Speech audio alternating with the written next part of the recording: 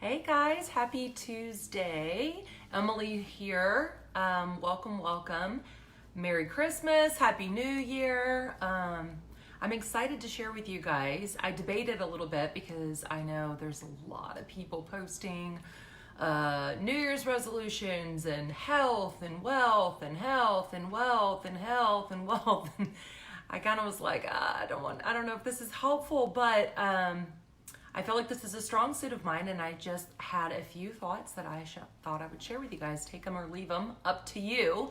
But how many of you guys have seen similar post of, and I love it. Like, this is totally my jam. You know, what's your word for 2020, and what's your intention, and do you set New Year's resolutions or goals or intentions? It honestly doesn't matter what you call it. It's still change. That's really what it is. It's just like when you get into business and they say, oh, well, it's not selling, it's sharing. Okay, well, you can call it whatever you want to call it to make yourself feel better, but it is, in fact, it's changing and you're selling something. So it's the same thing with your New Year's resolutions. I don't call it resolutions, I call it goals, or I call it intentions. Okay, I don't care what you call it. That's fine, but you're trying to change. The epitome of that is that most people fail because it involves some sort of change, right? If you feel me, if you've ever set a New Year's resolution that you failed at, drop me an emoji or a hashtag or something, even if you're watching on the replay, because I feel like we've all done this. So every year I struggle with this. It's like, well, do I set intentions even if it means that most people fail? Is it better to fail, or is it worse to not have even tried? Like, I hear a lot now, well, I'm not even going to set any New Year's resolutions because no one ever, follows through with them. Well, here's the thing. Even if you went halfway through with it and then it fizzled out and then you reset it, is it better than if you hadn't set it at all? Well, that depends. A lot of us set our resolutions on our priorities, and that is why you often hear health and wealth as the number one and number two things, because it's important to people. It's a priority for people. I do hear some of the things like family and this and that and the other, but the actual change aspect usually is involved in some sort of habit. So there's two common threads to people setting their intentions, their goals, their New Year's resolutions. The first involves change, which is often very painful and tricky and difficult for most people. That's why they fail, right? And when they do, it involves some sort of habit changing, which is what is so difficult to change for most people. So, do you have 2020 vision? Well, we knew this was going to be like a thing, right? Like, everybody was going to say, oh, 2020 vision. Like, I will probably definitely use it. It's too good to pass up. However, it's okay if you don't have 2020 vision. There's a couple of areas where I've set goals and I'm like, I don't know what this looks like moving forward, but I know it wants to move forward. So it doesn't have to be this clear vision of what you think, right? It doesn't matter. It just means change. So instead, I have a few things that I thought would be more helpful than just throwing out some random list of things that you're going to do. It involves a little bit more in depth, which is harder for most people than just writing it out surface, but it's way more effective in my opinion. Like I said, goal setting and intentions and following through is definitely a strong suit. I feel like if you're an entrepreneur, you do this fairly well because your motivation often is internal. Meaning you don't need those external motivations, right? So a lot of people that maybe don't have a weight loss goal, or they don't have like a gym goal, they're often more internally motivated. And people that maybe don't say they don't enjoy the gym, right? They're like, well, I'm just not motivated. When reality is, well, then why are you setting that goal? You're setting that goal because it is, in fact, a priority for you. You just haven't found the right road to help you to get there. It doesn't have to look like a gym. It doesn't mean you have to get on a treadmill for 20 minutes. You can find another way. And it's the same in your entrepreneurial journey, right? You don't have to have a clear vision of exactly every single thing. You just have to take the next step, right? And even if you don't know what step 19 looks like, most of us actually know what step 1 and 2. Just like when someone says, well, I don't know what to do to lose weight or whatever, most of us kind of know that you need to clean up the diet and start moving more. Like, it's not rocket science. There might be some tweaky things in there that, the details of it, but you do in fact know there are some areas that you could work on. And it's the same when you own a business, right? You kind of know you're not working enough on your business, or you haven't been consistent with something, or whatever it is, right? So if you say you're going to be a doctor and that's just your goal, my New Year's resolution is I'm going to be a doctor when I grow up. Okay, but if you just keep saying that, you're never actually going to make that happen. You would understand that you would probably need to enroll in some sort of college course, right? Do the work, do the homework, do the next step, and then the next step, and then the next step, and you understand that this is a long process. Well, it's the same when you own your business. You might not know what step 20 it looks like, but you do know and understand that there is a process and that this takes time. That's why it's so annoying when you see people saying that they're making all this money overnight when it's skill sets that they've acquired, right?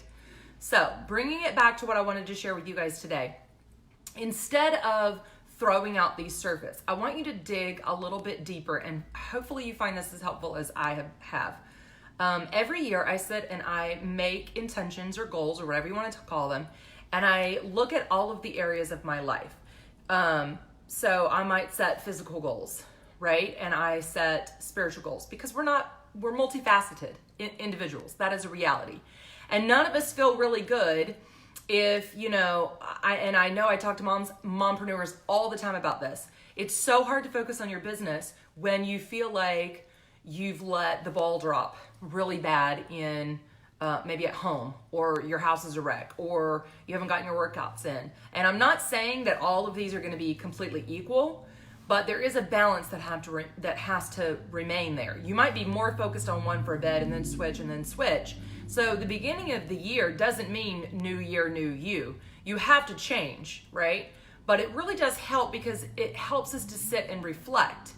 And that's why you see, I think, all the posts on people really thinking about, okay, well, because it flies, right? And you're like, well, what did I do this year? What did I get accomplished? I'm still at the same rank. I'm still, not any better off, or, I worked my tail off and I've got nothing to, however it is that you feel, don't just throw it out all or nothing. Sit there and reflect, okay, well, what worked this year? What did I actually do that did move me forward towards whatever goal it is? And then moving forward, what can it change? And if you do this, I feel like in every single area with the right mindset in your life, at the end of the year, are you going to accomplish all of these? No, probably not. But will you be further along than if you just threw in the towel and quit? Of course you are, right? We're all a progress, a work in progress, as they say. And it is a journey. I think, and I'm so guilty of this, so many times we think that there's this point A to point B, and we forget that there's this entire journey, right? That's most of life, in the meantime. And it's so helpful to put yourself in the right mindset. So for example, number 1 is to be thankful. And I consider myself a pretty grateful, thankful individual, but we all get in this stuck, fixed mindset of, oh my God, I feel so awful. I've gained 10 pounds since, Halloween or whatever, and I'm just so upset with myself, and you're beating yourself up instead of choosing to be thankful that you're healthy enough to move and being grateful for that. And you're like, well, I'm totally thankful for that, but I'm still upset about this. Okay, that's fine. It's fine to acknowledge where you're at, as long as you're not beating yourself up, and you can still come from that thankful place. So focus on what you have instead of what you don't have. So, for me this last year, it was really frustrating to be stuck where I was, and then realize that being stuck feeling is what led me to look for other options, other opportunities, new mentors that were very important for me. So even though I chose to be thankful, I still am moving forward in saying, okay, well, I can still be thankful and at the same time really want to move myself forward, which is number 2. Setting realistic expectations is so important, because I think we've all been guilty of this, and I'm guilty of this in a couple of areas. First is you're like, I'm going to lose 40 pounds in like 4 days, right? We've all been guilty of this. And I'm going to go to the gym every single day. And I literally ran into a girl today. She was checking me out and she goes, I can barely move. I've been to the gym every single day. And I was like, well, she's like, well, it's my New Year's resolution. So I'm just going to go all in. Well, what happens? Then they get burnt out, right? Instead of setting those realistic expectations. And we've done the same in business. We've done the same as, well, I'm going to be the fastest to make it all the way through my company. And when you get in, you get a rude awakening that maybe you don't have the right skill sets, right? Or maybe this isn't for you. Or maybe, it's just not realistic to understand that it might take you some time to actually do the work and you need to do some personal development or you need to get a new whatever it is. The expectations that were set were not completely what you thought that they should be. Does that make sense? So you don't take all of the steps into consideration. So don't say, I'm going to be at the gym 6 days a week when you know that you work 12 hours a day currently. They don't match up. And I see that a lot when people are setting goals. The goal that they set doesn't necessarily match up with the work that's going to be done. So I gave the gym instance of I'm going to go for 6 days and then I'm going to lose all this weight and then unrealistic. But we do it in business all the time. I want to make $500 a month, or I want to make $5,000 a month, or I want to make $10,000 a month. And then you realistically look at the amount of time that you're actually able to give your business and moving it forward and, producing those money-making activities, and they don't mash up. So that's where mentors really help you with that, right? That's where going to a personal trainer that will help you with that, or going to a business mentor, will help you with that, matching up those goals with the expectations or the realities, of what you actually can achieve. So does that make sense? So you really have to look at, after you sit and you're thankful and you write these intentions down, you have to set realistic expectations. And don't make too many, which is my number 3. I used to make pages and pages and pages, only never to look at them ever again. The fact is I usually try to make about 3 to 5, and I don't feel like I have to make, sometimes I'll have 5 in one area and only like 2 or 3 in another area. That's fine. But then after you write them, it helps to pick one that you're going to currently work on, one at a time. And then after that, then you break it down into those steps that we talked about of how to do it, right? Because if you have too many, it's too overwhelming. How many of us have gotten into business and you're like, I'm going to build online and I don't know anything, maybe you're in network marketing and you don't know anything about network marketing. It's brand new to you. Maybe you used to, have brick and mortar, something, or, you're in corporate world or whatever the case may be. And then you're like, well, I'm going to do that and I'm going to build online. And you're trying to please this team, who have their expectations of what they expect with your, new network marketing, and they're trying to help you. And then you've got this new, I'm going to build online, and you don't know anything about tech, and this is, that's too many. And then you're going to get overwhelmed. And when you get overwhelmed, usually most of us freeze and get stuck, and there is no moving forward. So just make sure that you don't set too many. My next one is don't dwell on the past. Move forward. In business, I really feel like I talk to people daily.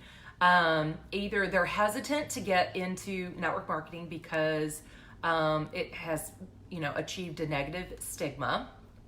People chasing them and hounding them, or they just don't know anything about it and they've just decided that they just don't like it without even learning about it or giving it a chance.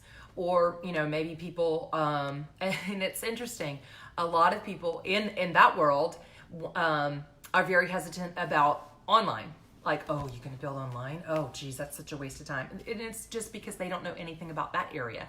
It's just a different area. So oftentimes it's really easy to say that about what we don't know. So don't dwell in the past, really move forward. Don't compare. Gosh, I see this so often, and I've been guilty of it myself. I feel like we all have. Well, so-and-so made it through this, or I haven't moved, or rank advanced, or whatever. You can't compare, and I know that this has been said, and I know I've said it here.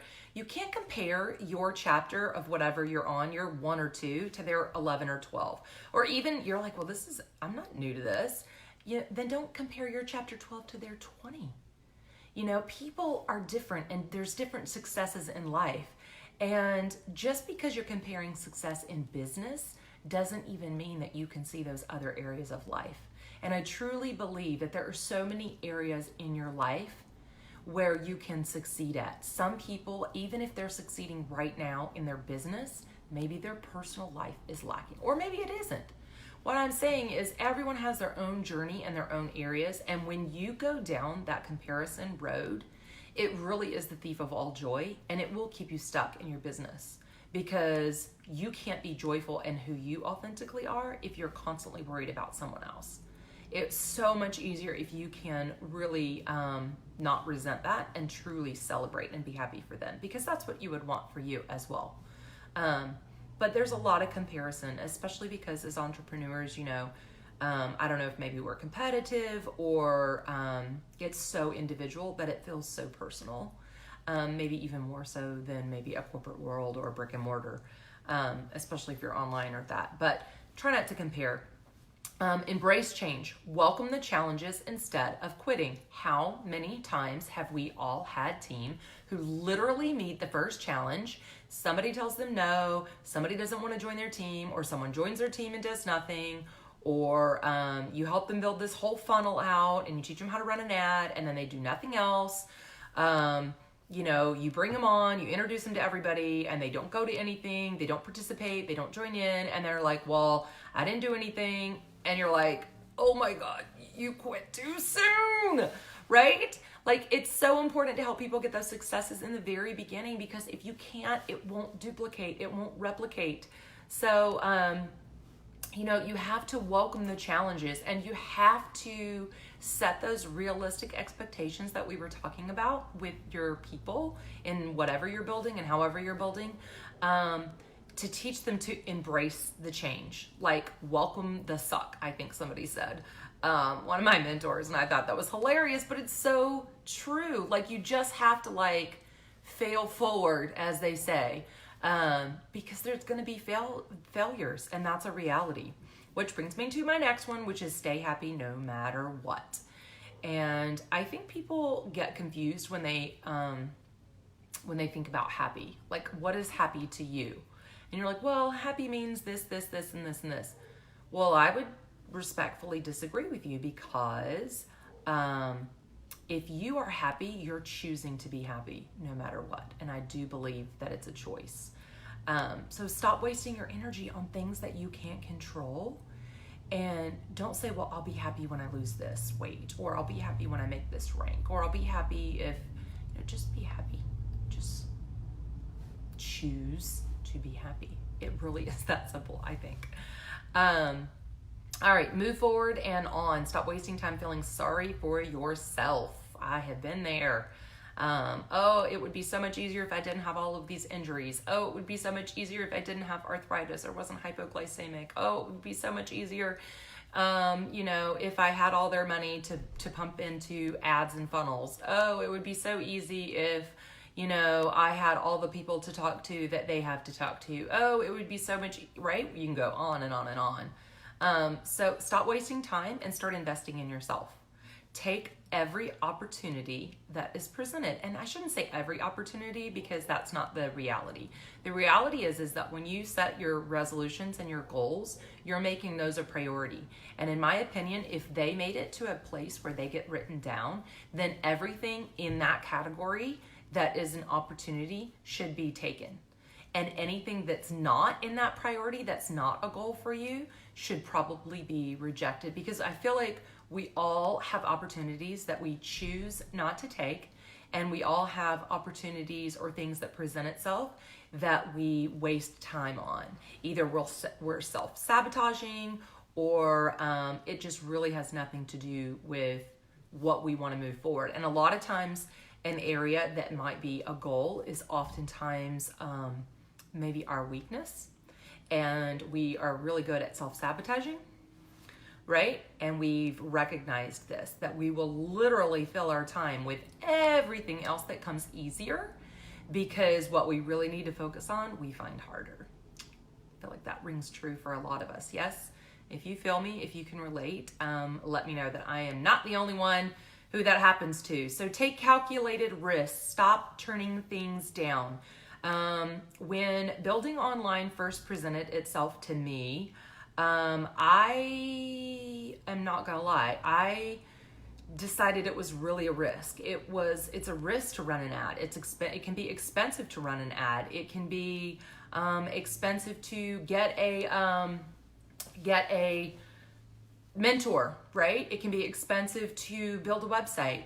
And I'm not saying any of those things need to happen. And I'm not saying that it needs to be expensive. I'm just saying for me, that was a risk. I've seen people do that without even batting an eye. For me personally, I had never, ever, ever invested more into my business than I made. And I know that sounds crazy to people, but I'm a super safe person. So from the very first time that I've started, a business, I made absolute sure to make more money than I spent. So, and that was the reality. So anytime that I had to invest or move forward or put anything for that, for me, that was a very calculated risk. For you, maybe it looks a little bit different, but maybe what kind of needs to come. Maybe it's, for a lot of people, it's doing something different. If someone doesn't understand what you're doing and you're not working corporate and that's what you've done, that is different. That is a calculated risk for you to even start that, to even acknowledge, to even say that you're in business for yourself. For many, many, many, many people, acknowledging that they're going to do anything other than the norm is a huge calculated risk. Thank you for the thumbs up. I appreciate those. So, decide to go into this next year really looking for opportunities, because I'm a firm believer in if you're looking for them, they will find you. If you're looking for excuses, you will absolutely find them. And if you're looking for reasons to quit, you will find very many of those. But if you're looking for opportunities and if you're looking for a road and you're determined to make it happen, you will find those too. So my last thought of moving forward is to be kind. And I know that's a strange one to end on, but the thing about the corporate that we talk about, right, is a lot of times they say like you step on other people to move ahead. There's these rungs up the ladder that you go, and that's what that looks like. When really my whole thought is take people alongside you, show them the risk that you're taking, and be kind and encouraging them that they can do the same. Don't be afraid to speak your mind, be bold, be courageous, and speak up for what you want. And if you want different, that is okay. And if it looks different for you, that is okay too. So no matter, if you're already in network marketing and you're the one saying, I want to build online, and that's different for you, that's okay. Speak up and tell them what you want. And if you're in corporate and you are just now, daring in this entrepreneurship role, then speak what you want. I had someone ask me, a few years ago, they were like, well, I was working at a school, and they were like, how do you get every single thing that's on your list that you ask for every single year? And I'm like, I thought it was an odd question. I was like, what are you talking about? They're like, every single thing that that you say you wanted, you got. And how did you do it? And I'm like, I don't know. I just went in and I said that, gave all of the things that I was wanting for it and gave the reasons why. And I said, and I usually had a way to get them, right? And I just asked. And it was like mind-boggling for like many of these people to understand the concept of actually saying, instead of just saying like, oh, I wish we had this, and I wish we had this, and I wish we had this, and I wish we had this. I didn't just say I wish, and I didn't go in there just saying I wish. I went in there stating, this is what I need, this is what I want, this is what I need, this is what I want, right? And then on top of that, I gave an explanation for why. There was a reason, right? There's a reason why you have all of these things that you're wanting. Think of your reason. And then I took it a step further, and I was like, this is a suggestion for how to get this. This is my suggestion for how to get this. So instead of complaining and being negative in a negative space, I literally chose, and I completely disassociated myself with the outcome. If none of those things had happened, I would have been happy with what I had. But I chose to go in there with constructive and to be happy and to ask and speak up for what I want. How many of us do that in all of the areas in our life that we need to? I guarantee we all have one area that's exactly like that we need to disassociate from the outcome. Choose to be happy. Write down all of the things that you need and that you want, why you want them, and how you can get them. And I'm telling you guys, that is your 2020 vision. All right, you guys, I know this is a little longer than I planned, but I hope that you found this helpful. Let me know, give me a like, heart, share, message me. I love to know how your all's businesses are going. I love connecting with you guys in Messenger. That's my favorite place to have conversations. So you don't have to post them publicly on here. That's cool. And I'm excited for this next year. It has a lot of hope, and I think that's what we all like about New Year's, right? It's the promise of hope and new beginnings. All right, you guys, in the meantime, get out there and crush this. You got it. Bye.